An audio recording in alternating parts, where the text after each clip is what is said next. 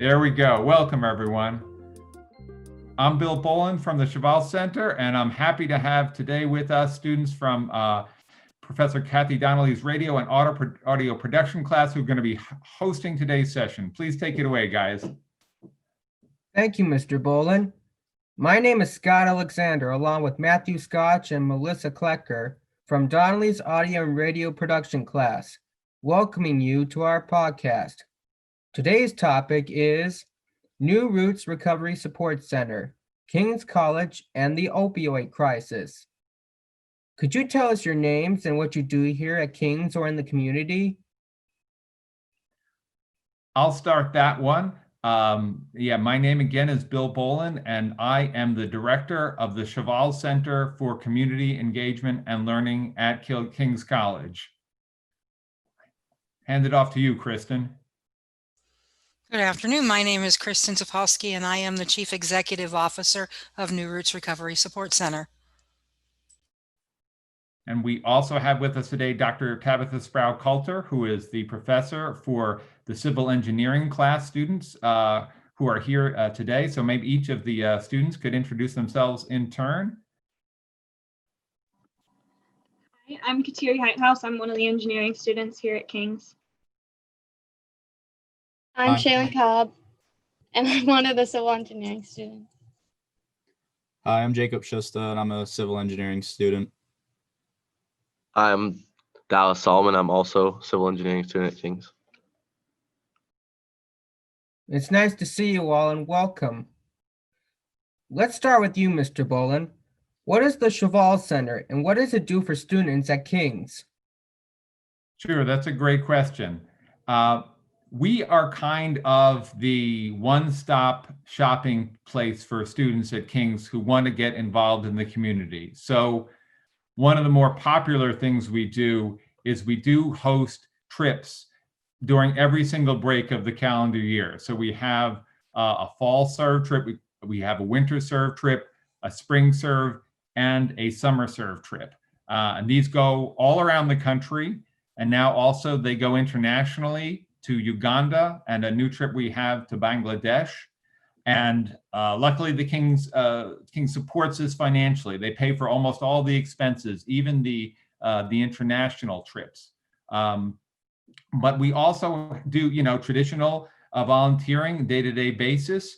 We have community work study jobs. So if you don't want to work in the library or in dining services, you can work with kids, you can work with senior citizens, you can work on the environment, basically any topic you want. And we also do a lot of work with different issues in the area and on education and awareness, social justice issues, the environment, poverty, immigration, you name it. And oh yeah, when I always forget to say this, we're the blue house right next to the old chapel on North Franklin Street. So we have a house where you can come by, talk to us, hang out. We also have a kitchen where there's free food for anyone who wants it, and a clothes closet as well. So come and raid us anytime. Now, Mr. Bolan, could you tell us about the Shoval Center's program to address the opioid crisis, Communities of Hope? Sure. We decided a long time ago that we do just lots of individual volunteer projects in the area, and that's great. And we have tons of service learning classes that do different things for the community, and that's also it's just a phenomenal work they do. But we realized we could be so much more effective if we pulled together our different volunteers and our different classes, and we just concentrated on one or two issues and kept them going long-term, like semester after semester. And so we came up with this idea for Communities of Hope, and to delve really deep into one or two issues. And it seems what everybody wanted to do with the crisis that was hitting us and impacting us the most was the opioid crisis. So this is now we're going to be going into our third year of trying to coordinate a unified response across the campus and working with community partners to see if we can make an impact on the opioid crisis, on this issue. So that's how this began. We have a student group, we have a faculty and staff group that meets twice a year to decide on different initiatives. And we're actually also hopefully getting a grant to help with a marketing campaign. So we're very excited about this. Okay. What is Hunger for Justice Week, and how does it fit into King's work on the opioid crisis? Well, that's something, Hunger for Justice Week is something we've been doing for about 20 years. And it is to raise awareness of hunger and homelessness issues in the area. But it's tied into the opioid crisis, and it's tied into the initiatives we're going to be talking about today with Kristen Topolsky and the engineering students, because you have to ask the question, why are people experiencing hunger, and why are they experiencing homelessness? And there are a lot of root causes to that. I could go on forever, but there are a lot of economic causes. You can have persons experiencing severe mental illness.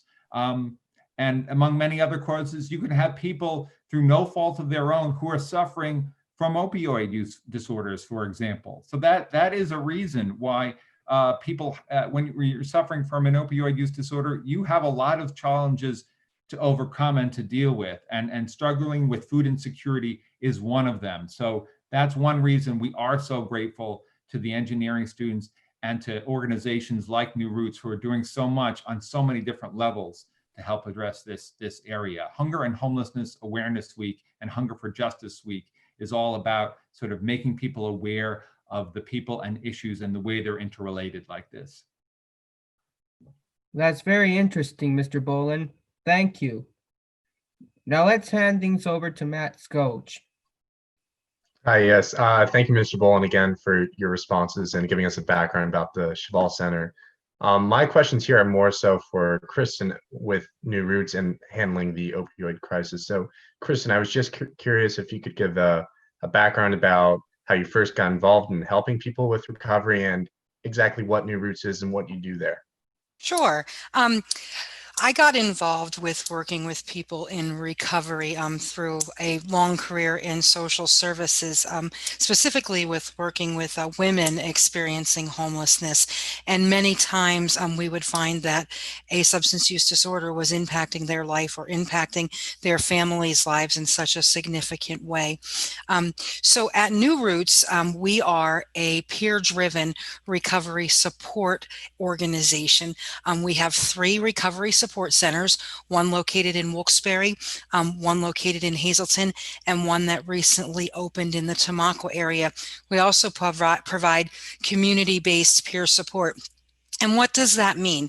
Peer support really means that individuals with lived experience are our employees. They're actually people who are in recovery themselves, and they are certified by the state of Pennsylvania, and they use their lived experience to help other people on their pathway to recovery. Our recovery support centers are often places where people come as a safe haven. There's a place to look for jobs. We have the food pantry there. There's groups every day. There's different activities, all things that promote people to live a life free from a substance use disorder. Okay, perfect. Going on about what you're talking about with this related experience and this peer support, could you provide any success stories that have taken place at New Roots? What is success? We see success every day at New Roots. Somebody who makes the choice to get up and walk through the door of a recovery support center rather than, using or, going to places that they've been before. That in itself is success. But we've had so many people who have come through our doors and actually, receive services with certified recovery support specialists, have attended our employment development program called UpSteps that works in conjunction with Dress for Success, and have gained gainful employment and are coming back to the center and volunteering. We actually have 2 individuals that went through the entire process and decided to take their recovery support certification and are now employees at the center. So it really is, people helping people and giving that hand up and helping people meet the goals that they set for themselves. Perfect. When people first come into New Roots, do you think there's a bias against them? Do you think people consider them criminals or junkies? I believe that out in, there is definitely a stigma and a bias that is connected to people with substance use disorders. The great thing is when you walk through the doors of New Roots, there is no judgment. It is that safe zone. But that is one of the missions of New Roots, is really to break down, the stigma and the language, really using recovery appropriate language when talking about individuals with a substance use disorder, and really learning and understanding that, so many people find themselves in this position, like Bill said, at no fault of their own. Maybe an accident and they were prescribed some medication, and this medication, led to some addiction issues and things like that, and really have taken them down a path that's not good. So is there judgment on people, and stigma and words that are put on to people that are suffering with substance use disorders? Absolutely. But the wonderful thing about New Roots is when you walk through that front door, you're not going to be greeted with those kind of stigma. You're going to be greeted with the fact that today is a new day, and today we can stay in recovery, and today we can make progress towards goals that we set. Okay. In culmination with what you were talking about before here, with people that should seek help through New Roots, what should people do if they think they need help? Well, we can definitely show up at any of the centers. We're on Facebook, so reach out via Facebook Messenger. Call the center. If you're unsure about wanting to come into a recovery support center, we have a certified recovery specialist that can meet anybody out in the community, at a coffee shop, in the park, anywhere where we can really just sit down and talk with people and have those one-on-one conversations. And the first question we ask is, how can we help you in your recovery today? What is something that you want to do to make things better for yourself? So we will come to you, or you can come to us. It's just a matter of reaching out. Okay. And you mentioned meeting out in the community with people one-on-one. So my Absolutely. question is, can community members volunteer at New Roots? Absolutely. So we have many things that community members can do at New Roots. We have game nights where we play bingo. We have arts and crafts groups. We have Rockin' in Recovery, which is our music group. We always need to keep the centers nice and clean. We have field days out in the community. Members love to cook. We have cooking classes and things like that going on. So there's just like any other community center, there's always an array of activities going on, or just coming into the center and shooting a game of pool with the members, or sitting down and having a cup of coffee, and just letting people know that we're all in this together. Addiction used to be looked at as a personal issue. It was your problem. And then later we started looking at addiction as a family issue. It really impacted the entire family. And now addiction is really a community issue. It belongs to all of us. And if you really think about it, how many people don't know somebody whose friends or family or someone who has been impacted by a substance use disorder? Right, absolutely. And the last question here is to try and connect this opioid crisis and New Roots with the King's engineering students and their service learning. My question is, can you provide some background about what the Root Cellar is, and if any students want to chip in, feel free to. Absolutely. Well, our Root Cellar is our food pantry that is sponsored by King's College. And one of the things, especially in early recovery, is food insecurity. The fact that people don't have the resources to have meals and to prepare food for themselves. So that's where our food pantry steps in and is able to help people. The good thing about the food pantry at New Roots is it's not only open to our members, the individuals that we serve, but it is open to the entire community. So anyone who is hungry or has a need, they can come in and simply ask me. I use the food pantry, and we will pack up food and make sure that people can supplement, their groceries and have healthy, nutritious meals to eat. So we're very thankful for the Construction Project, because, especially in these times of COVID, sometimes it's very difficult to get donations in and to keep the food pantry stocked. Perfect. Well, Kristen, thank you again for joining us today and providing some insight about New Roots and the ongoing opioid crisis and your involvement with the King's community. Thank you. So I think now I'll pass it over to Missy and her discussion topics with the King's engineering students with us. Thank you, Matt. And thank you, Kristen, again, about sharing about New Roots. now I'm here with the King's engineering students. And tell me about the Construction project and what it's doing to support New Roots.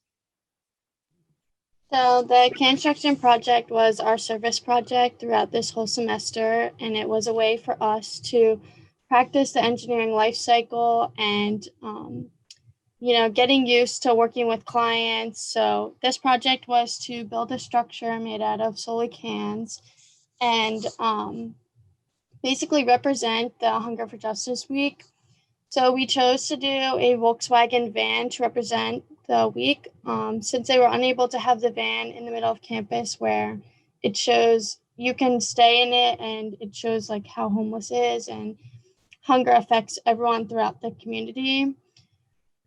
So we thought this was a good way to show a van in a new way and show how Kings wants to drive the change to end homelessness and hunger and security. So this bus is shown in the gallery in the campus center. And how long is this displayed for? It is displayed all through Hunger for Justice Week, so the end of next week, I believe.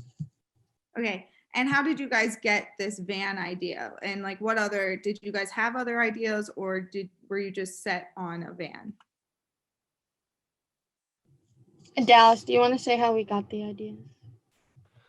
Yeah, we all came up with various ideas. One of them was a hand holding a can. We were gonna maybe do that, but then when we talked to Kelly, we asked her about what she was interested in. We all voted and decided on doing the bus, the Drive for Kings. So that's how we came up with that. Thank you. What are some of the challenges in the design of the project that you guys had? Some of the challenges that we faced when we were creating it were creating a sturdy substructure, so something that would really make sure that the cans wouldn't fall over if someone was to go in and walk around them, that it wouldn't be unstable. Also, we ran into a lot of challenges with just the difference in size of cans, because all of these cans they vary so much in size. So when we were stacking them, we had to pay attention to height differences and width differences. And so to fix that, we used a lot of cardboard to just create a base to set the cans so that they weren't unstable. And how long did it take you guys to put this together? It took us about 2 weeks. Okay. So when you guys were building this, were you ever afraid that it was going to fall down?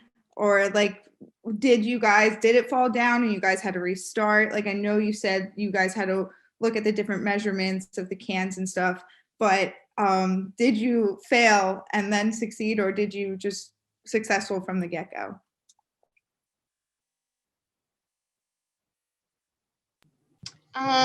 We had to definitely take certain cans down and rebuild it. It never fell on us because we really focused on the substructure to make sure it was sturdy, but it never came crashing down on us or anything. We definitely had to take cans off and restack them, but that was the biggest thing that we had to change. Moreover, you guys were prepared, you had a plan, and you guys executed, and it looks amazing. So what do you guys hope to achieve in doing this for New Roots?